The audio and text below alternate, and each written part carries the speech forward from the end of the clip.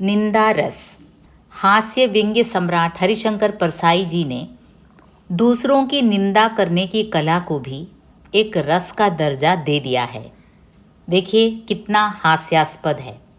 नाट्यशास्त्र के आचार्य भरत मुनि ने जहाँ 8 रसों की बात की और बाद में भक्ति और वात्सल्य रस को भी रस का दर्जा दिया गया, और अब देखिए दूसरों की निंदा करना अथवा दूसरों की बुराई करना, उसे भी, उस कला को भी रस मानने की बात कही जा रही है। वैसे रस क्या होता है? रस का सामान्य अर्थ आनंद से लिया जाता है, और कुछ लोग दूसरों की बुराई करने में भी आनंद का अनुभव करते हैं। दैनिक भास्कर में एक आर्टिकल देखा था कुछ साल पहले, जिसमें मांग कुछ इस प्रकार की थी: निंदा रस को ही मिले 10वें रस का दर्जा। बुराई या निंदा करने वाले को कला के रूप में मान्यता मिलनी चाहिए। जिस कला का प्रदर्शन प्रतिदिन करोड़ों लोगों द्वारा किया जा रहा है, उसके प्रति उपेक्षा का रवैया क्यों? यूं पूछते हैं लेखक। वे आगे ये भी कहते हैं, बुराई करने में लगने वाला धैर्य, साधना, शब्द शक्ति, तर्क, अभ्यास किसी अन्य कला से कमतर है क्या? किसी की बुराई करते मनुष्य का चेहरा देखिए, मानवता अपने सर्वोच्च स्तर पर दिखाई देगी। हरिशंकर परसाई जी ने भी इसी मुद्दे को उठाया है अपने व्यंग्य लेख निंदा रस में। देखते हैं निंदा के बारे में उनकी राय क्या है। परसाई जी का लेख है तो जाहिर है हंसने के साथ साथ सोचने के लिए भी मजबूर होंगे हम। आखिर व्यंग्य अथवा सटायर, इसका उद्देश्य क्या है? व्यंग्य एक ऐसी साहित्यिक अभिव्यक्ति है अथवा रचना है जिसके द्वारा व्यक्ति अथवा समाज की विसंगतियों और विडंबनाओं अथवा उसके किसी पहलू को रोचक तथा हास्यास्पद ढंग से प्रस्तुत किया जाए। यानी मात्र हास्य नहीं है, वो प्रयोजननिष्ठ हास्य है। उसके पीछे एक उद्देश्य होता है, एक लक्ष्य होता है। हंसी भी आए और लक्षित के मर्मस्थल पर चोट भी पहुँचे, यही व्यंग्य का सबसे बड़ा कर्म है। अब जाते हैं व्यंग्य लेख निंदा रस की ओर। कई महीने बाद आए थे। सुबह चाय पीकर अखबार देख रहा था कि वे तूफान की तरह कमरे में घुसे। साइक्लोन की तरह मुझे अपनी भुजाओं में जकड़ा। मुझे धृतराष्ट्र की भुजाओं में जकड़े भीम के पुतले की याद आ गई। वह धृतराष्ट्र की ही जकड़ थी। अंधे धृतराष्ट्र ने टटोलते हुए पूछा, कहाँ है भीम? आ बेटा, तुझे कलेजे से लगा लूं। और जब भीम का पुतला उनकी पकड़ में आ गया तो उन्होंने प्राणघाती स्नेह से उसे जकड़कर चूर कर डाला। हिंदी साहित्य के व्यंग्य सम्राट हरिशंकर परसाई जी एक क का उदाहरण देकर कहते हैं, क माने एक्स और वाई, कोई भी आदमी हो सकता है, ये हम में से कोई भी हो सकता है, एक्स और वाई। तो यहाँ क नामकरण दिया गया है उसे। वो क्या है? वो कई महीने बाद आए थे लेखक से मिलने।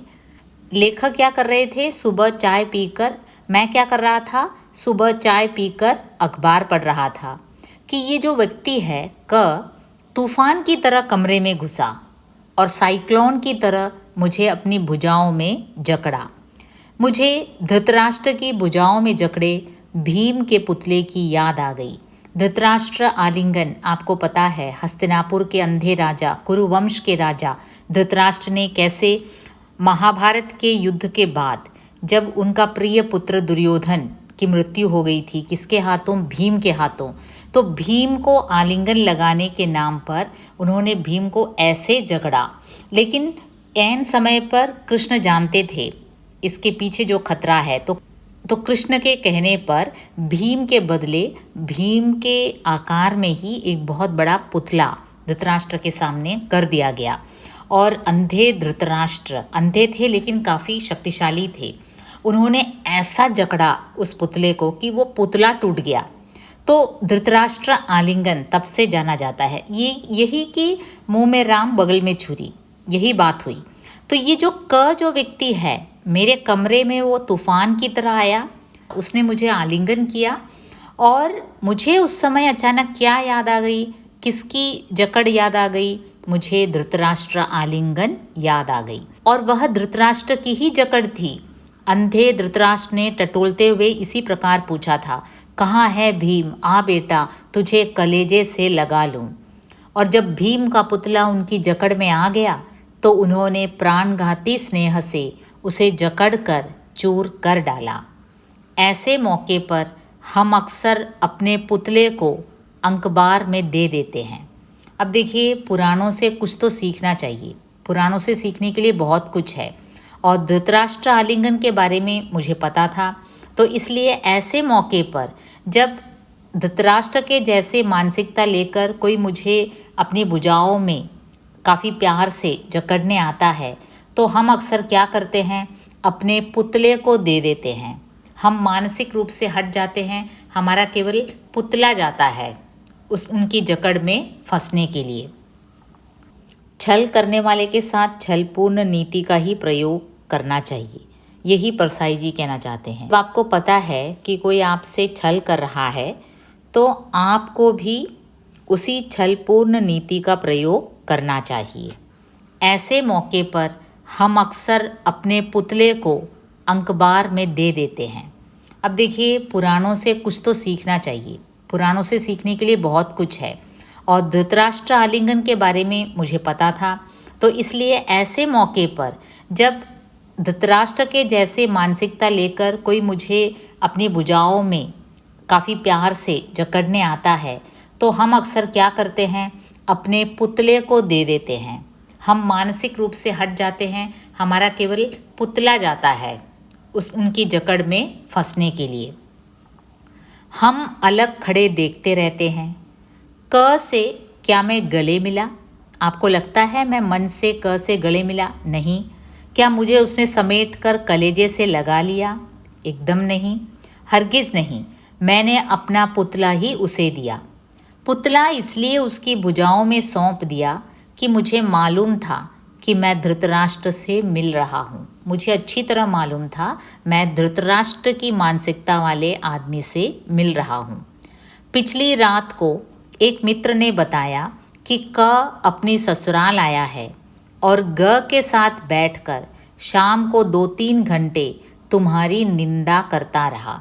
क्योंकि मुझे इसके समाचार मिल चुकी थी, मेरे एक मित्र ने ये बता दिया था कि देखो ये जो व्यक्ति है क, वो अपने ससुराल आया है कल पिछली रात और वह दूसरी व्यक्ति ग के साथ बैठकर शाम को 2-3 घंटे तुम्हारी निंदा कर रहा था, यानी तुम्हारे बारे में भला बुरा कह रहा था। इस सूचना के बाद जब आज सवेरे वह मेरे गले लगा तो मैंने शरीर से अपने मन को चुपचाप खिसका दिया। अब मुझे ये पता था, मुझे इसकी खबर मिल गई थी कि ये पिछली रात पहुंचा है और ये किसी और व्यक्ति के साथ बैठकर मेरी बुराई कर रहा था।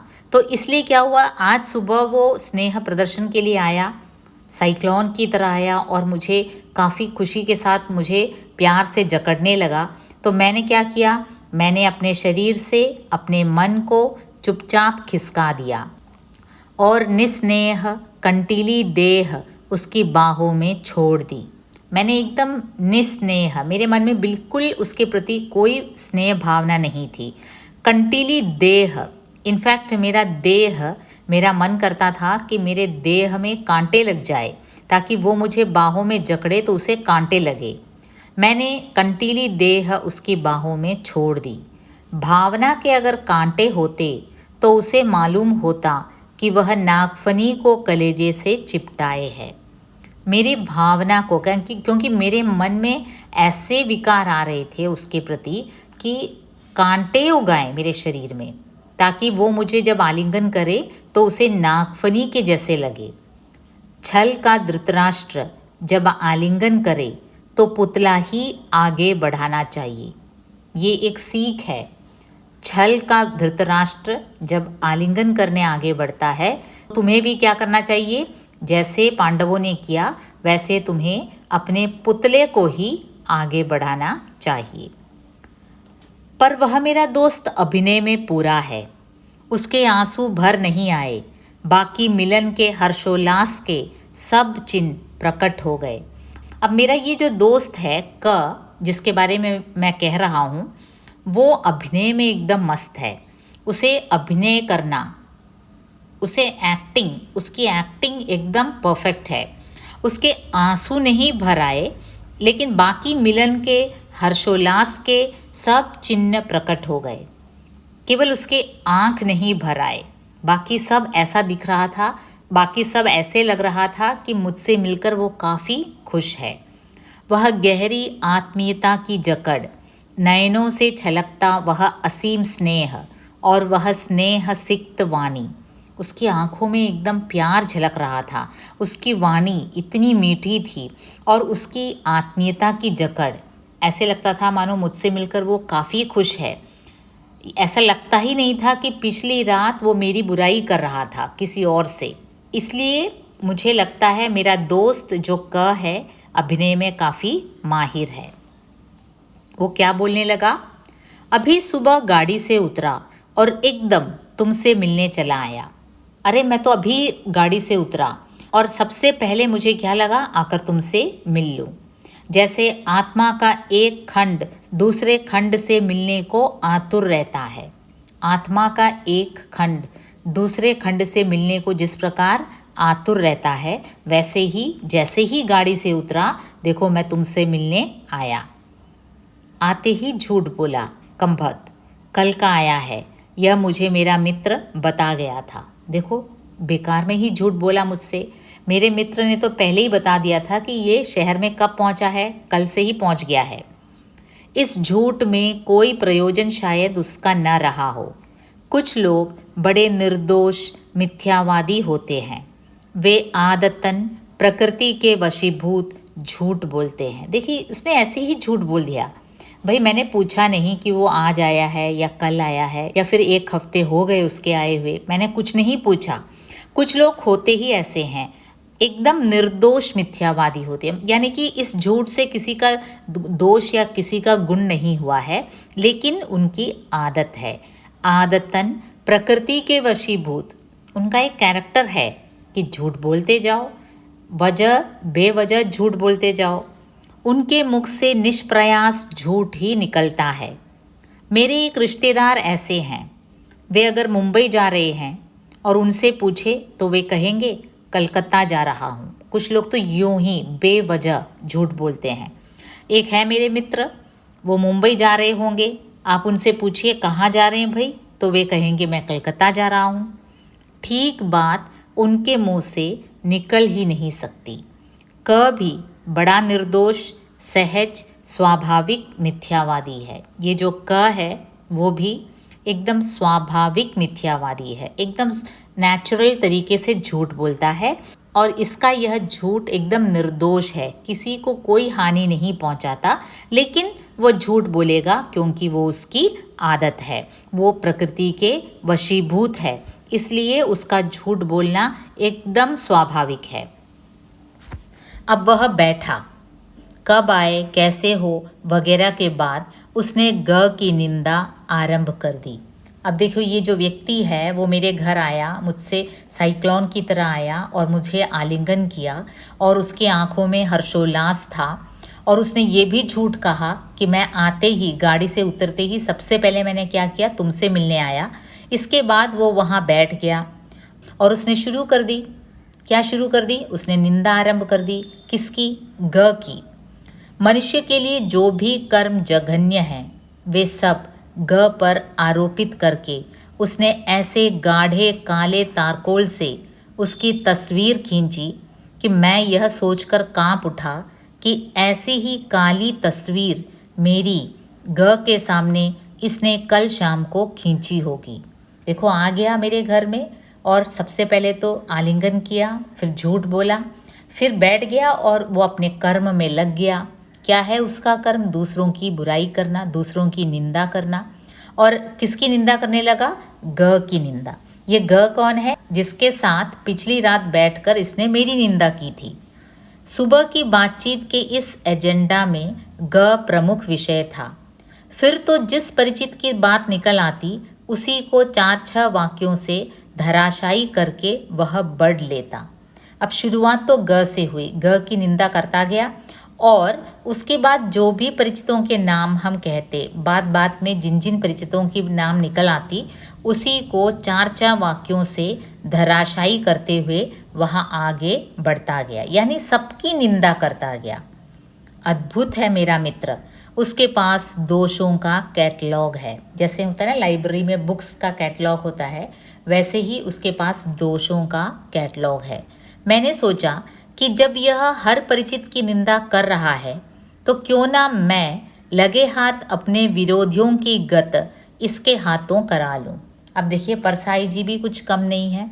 परसाई जी ने सोचा कि ये जो क है, मेरा मित्र है, मेरे घर आकर जो निंदा करता जा रहा है दूसरों की, हर एक परिचितों की निंदा करता जा रहा है, तो मेरे मन में एक आइडिया आया कि क्यों ना मेरे जो विरोधी हैं, यानी कि जिससे मेरी दुश्मनी है, मैं उनका जिक्र करता जाऊंगा और ये उन सब की बुराई निकाल निकाल कर, क्योंकि इस महाशय के पास तो बुराइयों का कैटलॉग है, तो ये बुराइयों से उन पर वार करते जाएंगे और मेरे विरोधी मेरे सामने गिरते जाएंगे। जैसे युद्ध में जो सैनिक घायल होकर गिरते हैं, वैसे ही इस क की निंदा से मेरे विरोधी एक से एक गिरते जाएंगे। मैं अपने विरोधियों का नाम लेता गया और वह उन्हें निंदा की तलवार से काटता चला। अब देखो कितना मज़ा आ रहा है। परसाई जी भी कुछ कम नहीं, उन्होंने अपने विरोधियों का नाम लिया और नाम का जिक्र होते ही उनकी निंदा, उनकी बुराई करते करते क उन्हें धराशायी करता गया। जैसे लकड़ी चीरने की आरा मशीन के नीचे मजदूर लकड़ी का लट्ठा खिसकाता जाता है और वह चिरता जाता है, वैसे ही मैंने विरोधियों के नाम एक एक कर खिसकाए और वह उन्हें काटता गया। देखिए ये जो कारपेंटर जो होते हैं ना, लकड़ी चीरने की मशीन में लकड़ी आगे करते जाते हैं, खिसकाते जाते हैं और देखिए इस तरह लकड़ी कटता जाता है। देखिए ये जो कारपेंटर होते हैं ना, लकड़ी खिसकाते जाते हैं और जो आरा मशीन होती है लकड़ी चीरने की, वो लकड़ी को चीरते जाती है। तो वैसे ही मैंने विरोधियों के नाम एक एक कर खिसकाए। मैंने अपने एक एक विरोधियों का नाम का जिक्र किया और वह उन्हें काटता गया। कौन काटता गया? क। किस चीज़ से काटता गया? उनकी बुराई करके, उनकी निंदा करके। और इसे किससे उपमित किया है लेखक ने? जैसे लकड़ी चीरने की आरा मशीन होती है, जैसे वो लकड़ी को चीरता जाता है, उसी प्रकार मेरा ये जो मित्र है जिसने साइक्लोन की तरह आकर मुझे अपनी भुजाओं में जकड़ लिया, वही निंदा करते करते मेरे विरोधियों को धराशायी करते गया। पहला चापलूस है, अमुक नंबर 1 व्यभिचारी है, अमुक अपनी औरत को अफसरों के यहाँ भेजकर तरक्की पाता है। देखिए इसके बुराई के लिस्ट में क्या क्या है। फला चापलूस है, यानी वो है ना, वो एकदम चापलूस है। अमुक नंबर 1 व्यभिचारी है, वो दूसरा वाला है ना, एकदम से व्यभिचारी है। अमुक अपनी औरत को अफसरों के यहाँ भेजकर तरक्की पाता है। देखिए वो कैसे प्रमोशन पाता है, अपनी पत्नी को, अपनी औरत को अफसरों के यहाँ भेजकर वो तरक्की पाता है। कैसा आनंद था दुश्मनों को रण क्षेत्र में एक के बाद एक कटकर गिरते हुए देखकर योद्धा को ऐसा ही सुख होता होगा। देखिए कैसे व्यंग्यकार परसाई जी इसे कंपेयर करते हैं। जैसे एक योद्धा होता है ना, युद्ध में अपने दुश्मनों को गिरते देखकर जितना खुश होता होगा, वैसे ही आनंद मेरे दुश्मनों को उनकी बुराई करते सुनकर मुझे हो रहा था। दुश्मनों को रण क्षेत्र में एक के बाद एक कटकर गिरते हुए देखकर योद्धा को ऐसा ही सुख होता होगा। मेरे मन में गत रात्रि के उस निंदक मित्र के प्रति मैल नहीं रहा। दोनों एक हो गए। भेद तो रात्रि के अंधकार में ही मिटता है, दिन के उजाले में भेद स्पष्ट हो जाते हैं। अब देखिए पिछली रात इस व्यक्ति ने मेरी निंदा की थी, तो मेरे मित्र के प्रति, निंदक मित्र के प्रति यानी क के प्रति मेरे मन में मैल था, मुझे गुस्सा आ रहा था, क्योंकि मेरे मित्र ने बता दिया था कि ये पिछली रात आया अपने ससुराल में और ग के साथ बैठकर मेरी निंदा कर रहा था। लेकिन आज दोनों एक हो गए, आज मैं और वो दोनों एक हो गए। क्योंकि मैंने क्या किया, मैंने अपने दुश्मनों का नाम यूं ही, क्योंकि मेरी गलती क्या है, मैं क के जैसे कैसे हो गया हूँ, मैं अपने दुश्मनों का नाम एक एक करते उछालता गया और ये उनकी निंदा करते करते उनको धराशायी करता गया। अब भेद रात्रि के अंधकार में ही मिटता है। हम दोनों अभी क्या है, हम दोनों ने गलती की है। इसने कल मेरी निंदा की, आज मैंने अपने दुश्मनों को इसकी निंदा द्वारा धराशायी कराई। दिन के उजाले में भेद स्पष्ट हो जाते हैं। निंदा का ऐसा ही भेदनाशक अंधेरा होता है। 3-4 घंटे बाद जब वह विदा हुआ तो हम लोगों के मन में ऐसी शांति और तुष्टि थी जैसे चर्च से निकलते हुए धार्मिक ईसाई के मन में होती है। अब देखिए 3-4 घंटे लगातार वह मित्र का निंदा करता गया। जाने किन किन की निंदा करता गया। मेरे दुश्मनों का नाम मैं उछालता गया, मैंने अपने दुश्मनों का नाम उछाला और वो उनकी निंदा करता गया। और 3-4 घंटे बाद हम लोगों को ऐसे शांति का अनुभव हुआ, ठीक वैसे ही जैसे धार्मिक ईसाई के मन में होती है। जैसे जो क्रिश्चियंस होते हैं, जो काफ़ी रिलीजियस होते हैं, उनके मन में प्रेयर करने के बाद जो शांति मिलती है, वही शांति दूसरों की निंदा करते हुए मेरे मित्र ग को मिली और अपने दुश्मनों की निंदा सुनते हुए मुझे भी मिली। निंदा की ऐसी ही महिमा है। 2-4 निंदकों को एक जगह बैठकर निंदा में निमग्न देखिए और तुलना कीजिए 2-4 ईश्वर भक्तों से जो राम धुन लगा रहे हैं। अब देखिए ईश्वर भक्तों और निंदकों की तुलना लेखक करते हैं। निंदकों की महिमा ऐसी ही है। आप 2-4 निंदकों को एक जगह बैठाकर निंदा में निमग्न देखिए और उनकी तुलना किससे करना है आपको? 2-4 ईश्वर भक्तों से। निंदकों की सी एकाग्रता, कितना कंसंट्रेशन होता है। कोई किसी की बुराई कर रहा है, दूसरे उसकी सुन रहे हैं, फिर दूसरा शुरू करेगा और उसमें इतनी तल्लीनता, इतना कंसंट्रेशन है। परस्पर आत्मीयता, एकदम आत्मीय रिलेशनशिप होता है। निमग्नता भक्तों में भी दुर्लभ है। भक्तों में ये मिलना दुर्लभ है। ये जो कंसंट्रेशन है, ये जो आत्मीय भाव है, ये 3-4 भक्त अगर एक साथ बैठे हों तो उनमें पाना मुश्किल है।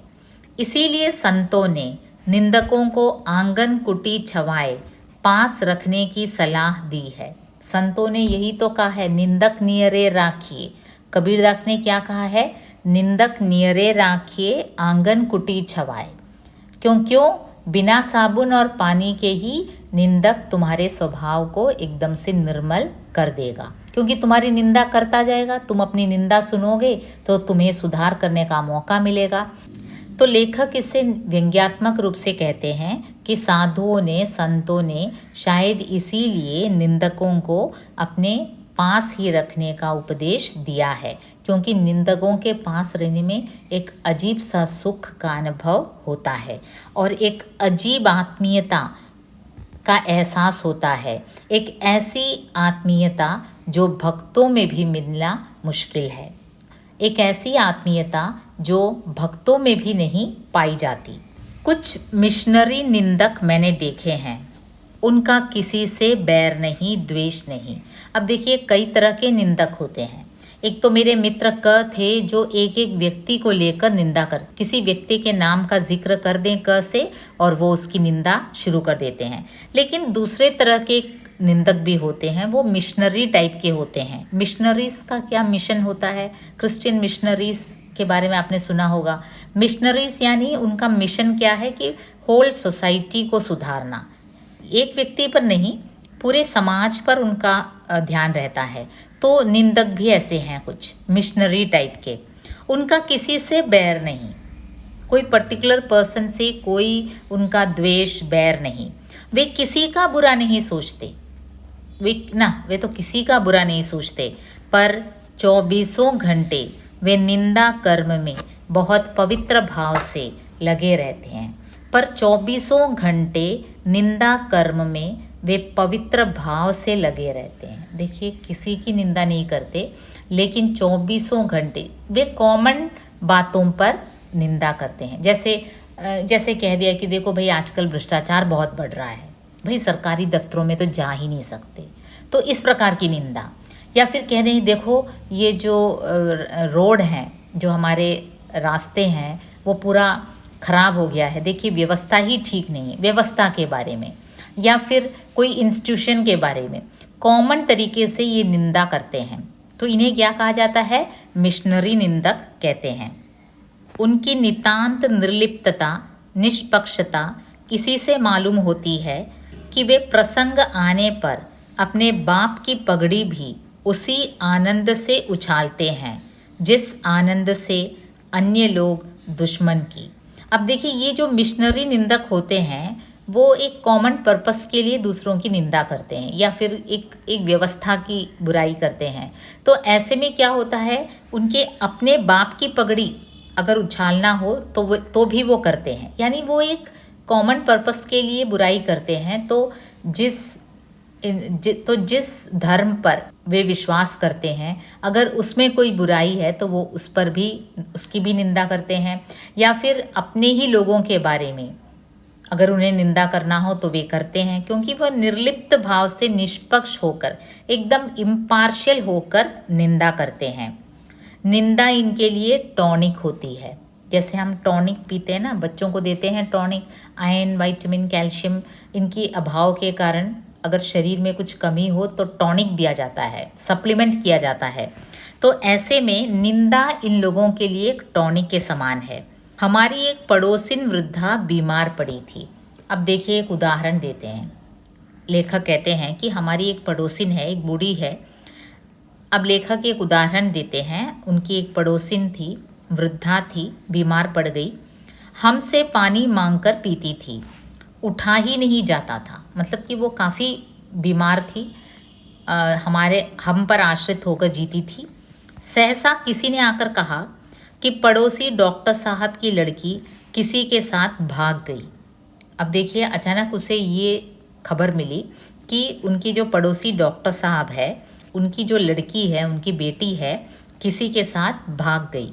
बस चाची एकदम उठी और कांगथे कांगथे 2-4 पड़ोसियों को यह शुभ संवाद अपने व्यक्तिगत कमेंट के साथ सुना आई।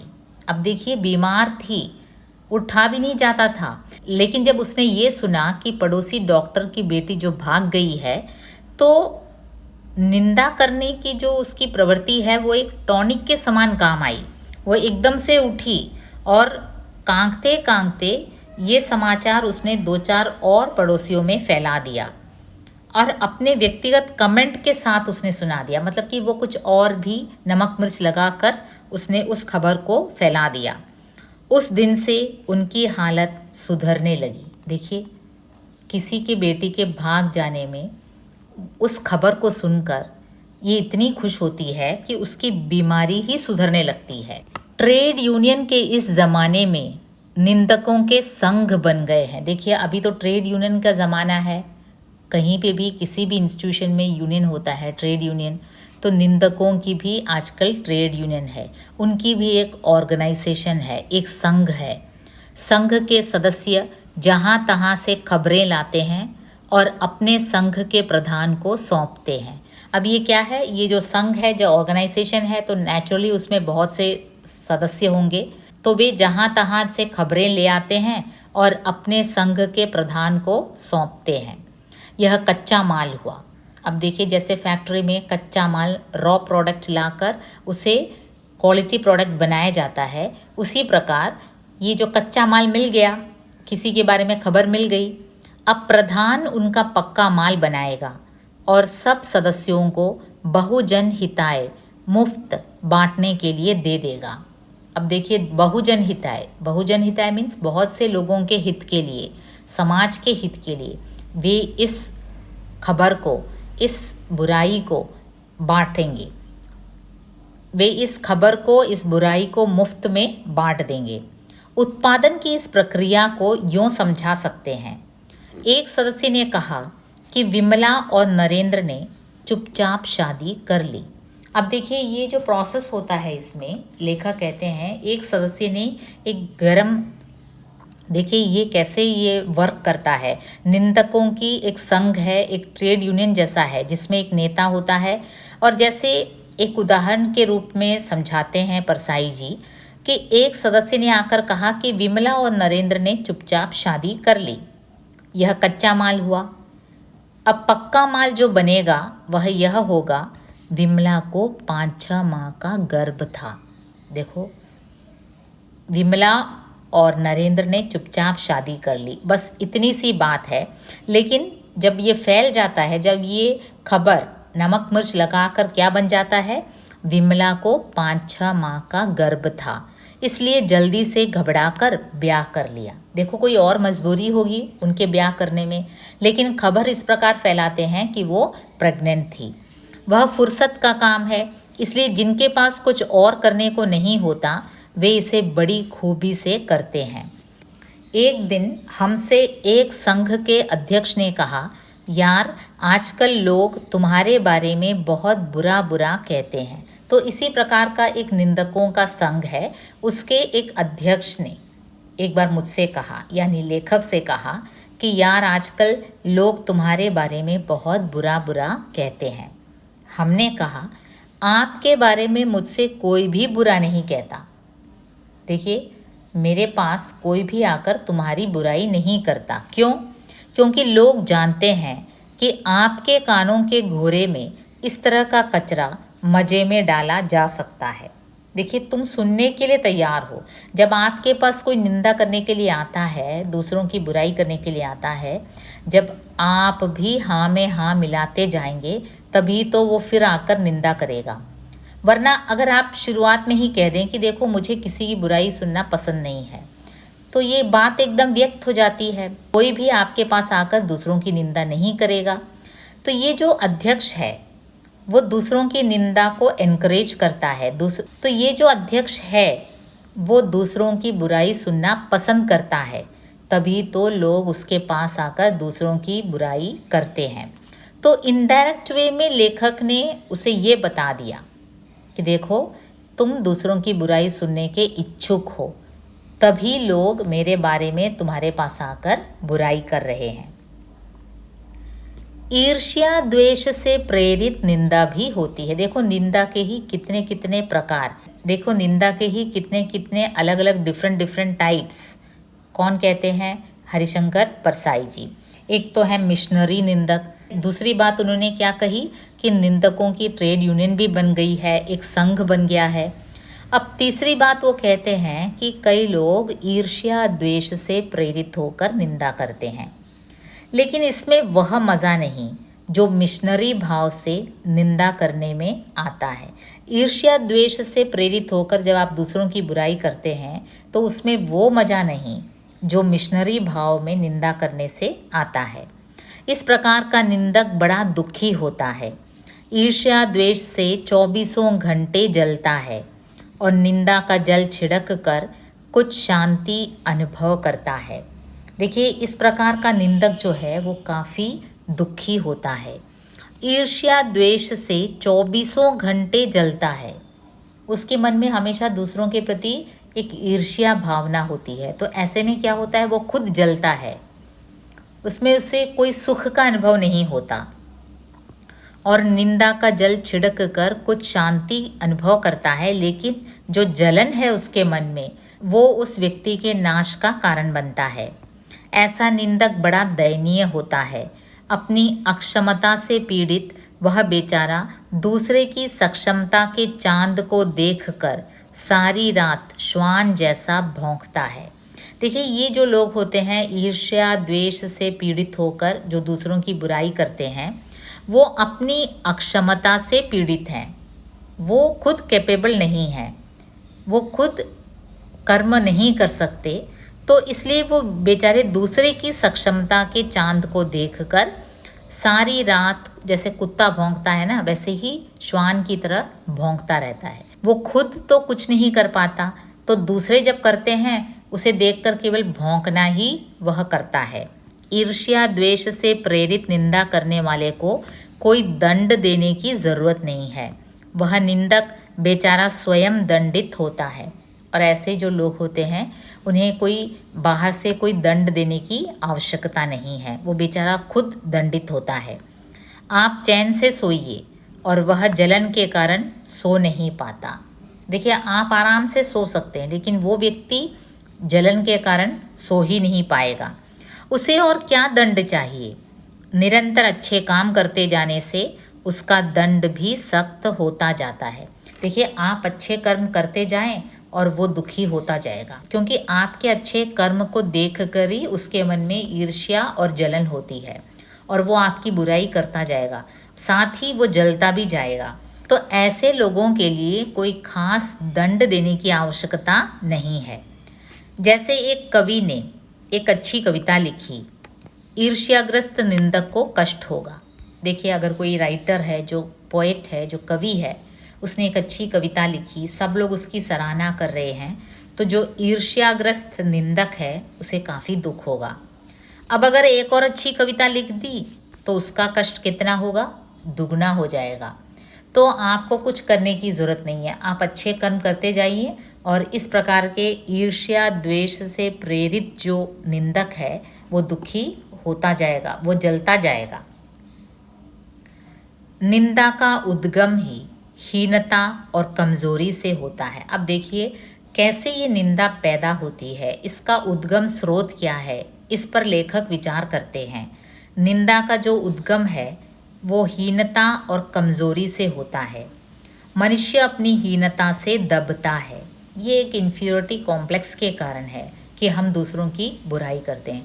आप हमेशा पॉजिटिव एटीट्यूड में रहें, आप हमेशा मगन रहें, आप हमेशा अपने कर्म में मस्त रहें, तो आपको किसी की निंदा करने का टाइम ही नहीं मिलेगा। तो लेखक कहते हैं कि निंदा का जो उद्गम है वो इन्फीरियरिटी कॉम्प्लेक्स के कारण है, वो हमारी कमज़ोरी के कारण है। मनुष्य अपनी हीनता से दबता है। वह दूसरों की निंदा करके ऐसा अनुभव करता है कि वे सब निकृष्ट हैं और वह उनसे अच्छा है। तो जब हमारे पास अच्छा करने के लिए कुछ नहीं है तो हम क्या करते हैं, दूसरों की निंदा करते हैं। और ऐसे करने पर हम कैसा अनुभव करते हैं कि वे जो लोग हैं सब निकृष्ट हैं, हम ही केवल श्रेष्ठ हैं। उसके अहम की इससे तुष्टि होती है। इससे क्या होता है, हमारी जो अहम है, हमारा जो ईगो है वो तुष्ट होता है। बड़ी लकीर को कुछ मिटाकर छोटी लकीर बड़ी बनती है। ज्यों ज्यों कर्मशील होता जाता है त्यों त्यों निंदा की प्रवृत्ति बढ़ती जाती है। देखिए, दो लकीर, एक बड़ा लकीर है, एक छोटी लकीर है। अब आपको इस छोटी लकीर को बड़ा करना है, वो तो आप नहीं करेंगे, बदले आप बड़ी लकीर को मिटाकर छोटा कर देंगे तो नेचुरली वो छोटी वाली लकीर अब बड़ी हो गई। तो ऐसे ही हुआ, आप खुद कर्म नहीं करेंगे, दूसरे लोग जो अच्छा कर्म करते हैं उसे मिटाकर, उनकी निंदा कर कर, उसकी बुराई कर कर आप उसे छोटा बनाने की कोशिश करते हैं। ज्यों ज्यों कर्मशील होता जाता है त्यों त्यों निंदा की प्रवृत्ति बढ़ती जाती है। देखिए, जैसे जैसे हम अकर्मण्य होते जाते हैं हमारी निंदा की प्रवृत्ति बढ़ती जाती है। लेखक इसी नतीजे पे पहुंचते हैं कि निंदा का उद्गम हीनता और कमज़ोरी के कारण होता है और हमारा कर्मशील होता जाता है, इसीलिए निंदा की प्रवृत्ति बढ़ती जाती है। अगर आप कर्म निरत हैं, आप अपने मन को हमेशा एंगेज रखते हैं, आप अपना काम पर फोकस करते हैं, तो आपके पास किसी दूसरे की बात सोचने का टाइम ही नहीं रहेगा, आपके पास किसी दूसरे की निंदा करने का वक्त ही नहीं रहेगा। इंद्र बड़ा ईर्ष्यालु माना जाता है क्योंकि वह निठल्ला है। स्वर्ग में देवताओं को बिना उगाया अन्न, बे बनाया महल और बिन बोए फल मिलते हैं। अकर्मण्यता में उन्हें अप्रतिष्ठित होने का भय बना रहता है, इसीलिए कर्मी मनुष्यों से उन्हें ईर्ष्या होती है। देखिए, लेखक एक उदाहरण देते हैं स्वर्ग के देवताओं को लेकर कि उन्हें क्या है, बिना उगाया अन्न मिलता है, बिना कोई काम के ही उन्हें अन्न मिलता है, बे बनाया महल मिल जाता है और बिन बोए फल मिलते हैं। अकर्मण्यता में उन्हें अप्रतिष्ठित होने का भय बना रहता है। अब ऐसे में क्या होता है, अकर्मण्य होते हैं वे, बिना काम के ही सब कुछ मिल रहा है। तो ऐसे में कई बार उनको लगता है, देवताओं को लगने लगता है कि कहीं उनकी प्रतिष्ठा नष्ट ना हो जाए, क्योंकि कर्म तो कुछ कर नहीं रहे हैं। तो इसीलिए क्या है, उन्हें कर्म करने वाले कर्मी मनुष्यों से ईर्ष्या होने लगती है, क्योंकि मनुष्य जब कर्म करता है तभी तो उसे फल मिलता है। तो मनुष्य कर्म करता जाता है और देवताओं को लगता है कि ऐसा ना हो कि कर्म करने वाला मनुष्य हमसे श्रेष्ठ समझा जाए। निंदा क्या है, एक कैपिटल के जैसे, एक पूंजी के जैसे। लेखक कहते हैं निंदा कई लोगों की एक पूंजी भी होती है। लंबा चौड़ा व्यापार वे इस पूंजी की सहायता से फैलाते हैं। यानी किस पूंजी की सहायता से? निंदा नामक पूंजी की सहायता से। कई लोगों की रिस्पेक्टेबिलिटी ही दूसरों की कलंक कथाओं के पारायण पर आधारित होती है। कई लोग प्रतिष्ठा दूसरों की निंदा करके ही पाते हैं। कई लोगों का काम ही ये है, और उनको लगता है कि समाज में उनको रिस्पेक्ट इसलिए किया जाता है कि वे बड़े तल्लीनता से दूसरों की निंदा करते हैं। बड़े रस विभोर होकर वे जिस तिस की सत्यकल्पित कलंक कथा सुनाते हैं और स्वयं को पूर्ण संत समझने समझाने की तुष्टि का अनुभव करते हैं। और ये लोग जो होते हैं बड़े रस विभोर होकर सत्यकल्पित कलंक कथा, यानी कुछ तो कल्पित है, कल्पना है, कुछ तो कलंक है और कुछ सत्य है, इन सबको मिलाकर वे दूसरों की निंदा करते हैं और अपने आप को पूर्ण समझते भी हैं और समझाने की तुष्टि का अनुभव भी करते हैं। आप इनके पास बैठिए और सुन लीजिए। आप देखिए, इस प्रकार के लोगों के पास अगर आप बैठें तो आपको ऐसा सुनने को मिलेगा, बड़ा खराब ज़माना आ गया है, तुमने सुना फला और अमुक, देखिए आज ये सुना तुमने, ये और वो, देखिए ऐसा हुआ। अपने चरित्र पर आंख डालकर देखने की इन्हें फुर्सत नहीं होती। चेखव की एक कहानी याद आ रही है। एक स्त्री किसी सहेली के पति की निंदा अपनी पति से कर रही है। अब देखिए, कई लोग ऐसे होते हैं जिनमें बहुत सी बुराइयां होती हैं, लेकिन अपनी बुराइयों को बड़ी कलात्मक रूप से छिपाते हैं, अपने आप को संत बनाते हैं और दूसरों की निंदा करते जाते हैं। एक उदाहरण देकर लेखक समझाते हैं, वो चेखव की एक कहानी पर आधारित है। एक स्त्री थी, वो क्या है, अपनी सहेली के पति की निंदा अपनी पति से करती है। वह बड़ा उच्चक्का दगाबाज आदमी है, बेईमानी से पैसा कमाता है। कहती है कि मैं उस सहेली की जगह होती तो ऐसे पति को त्याग देती। अब देखिए, एक औरत है, वो अपनी सहेली के पति के बारे में निंदा करती है अपने पति से। वो क्या कहती है कि वो आदमी जो है ना, बड़ा दगाबाज आदमी है, धोखेबाज है, बेईमानी से पैसा कमाता है। अगर मैं अपनी सहेली के बदले होती ना, तो मैं कब की उससे अलग हो गई होती, मैं अपने पति को त्याग देती। मैं बिल्कुल नहीं सह पाती कि मेरा पति ऐसा बेईमानी करे। तब उसका पति उसके सामने यह रहस्य खोलता है कि वह स्वयं बेईमानी से इतना पैसा कमाता है। अब देखिए, ये सुनकर उसका पति क्या कहता है, वो अपना रहस्य खोलता है कि मैं भी बेईमानी से ही पैसा कमाता हूँ। सुनकर स्त्री स्तब्ध रह जाती है। क्या उसने पति को त्याग दिया?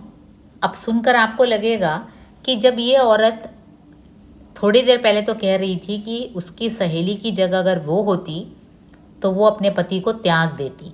अब देखिए, अब उसे इस सत्य का पता चला है कि उसके खुद के घर में उसका ही पति इस प्रकार की बेईमानी से पैसा कमाता है।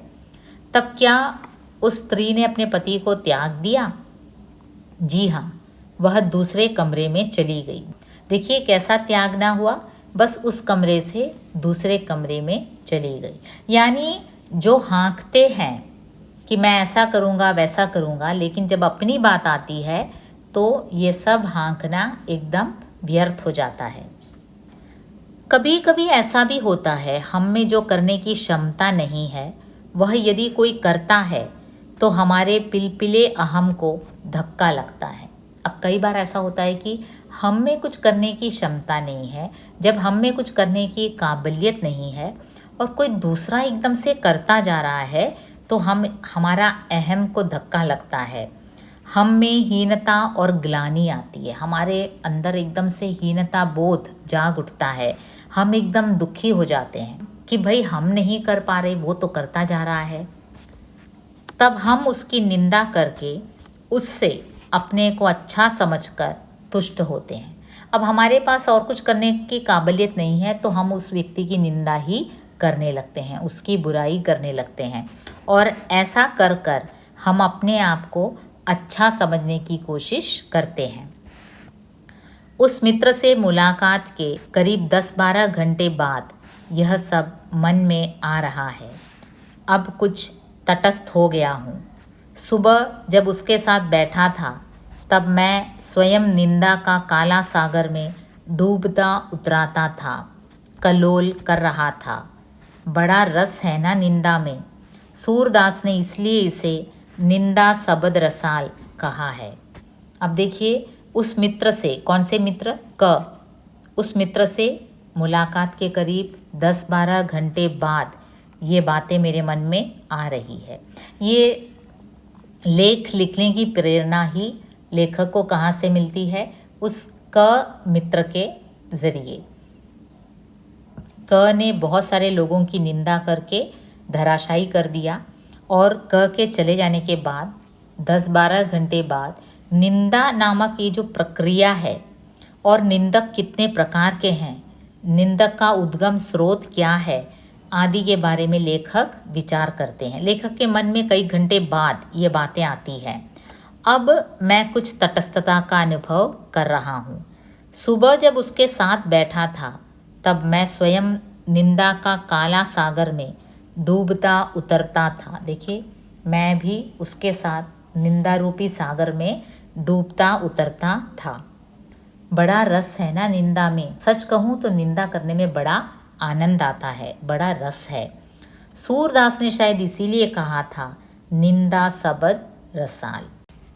देखिए महाकवि सूरदास ने उस शताब्दी में निंदा सबद रसाल कहा। रसाल क्या होता है? जिसमें रस होता है। जैसे रसाल का पर्याय होता है आम, जैसे आम रसीला होता है, निंदा भी उतना ही रसीला है जितना आप मीठे आम को चूसते हैं। मीठे आम के रस को पीते समय आपको जितना आनंद आता है, दूसरों की बुराई करने में, दूसरों की निंदा करने में, गॉसिपिंग करने में उतना ही आनंद आता है। देखिए कितने पते की बात कही सूरदास ने। देखिए इस व्यंग्य लेख का संदेश क्या है आखिर? सीधी सी बात है, चयन आपको करना है। निंदा वो किसी भी प्रकार की क्यों ना हो, एक प्रकार की हिंसा है। ऐसी हिंसा जो दिखाई तो नहीं देती, और ऐसी हिंसा जिसमें आपको आनंद आता है। अब देखिए आपको इस बात का निर्णय लेना है कि आप दूसरों की बुराई करके, अकर्मण्य होकर नेगेटिविटी खोज रहे हैं या सकारात्मक सोच है आपकी। और ऐसा नहीं है कि आप निंदा नहीं कर रहे, केवल सुन रहे हैं। देखिए निंदा करने वाले और सुनने वाले दोनों ही दोषी हैं। ऐसा नहीं है कि आप केवल सुन रहे हैं इसलिए आप निर्दोष हैं। आप उसको निंदा करने की प्रेरणा दे रहे हैं, हरा झंडा दिखा रहे हैं, तभी तो वो निंदा करते जा रहा है। क्योंकि जब व्यक्ति पूरा रस लेकर सुनता है ना, तभी निंदा करने वाले को आनंद आता है, और वह भी पूरे आनंद के साथ निंदा कर पाता है। तभी तो निंदा रस सबद रसाल। तो जुड़े रहिए, मस्त रहिए। हम शीघ्र ही हाजिर होंगे इसके मलयालम वर्जन को लेकर।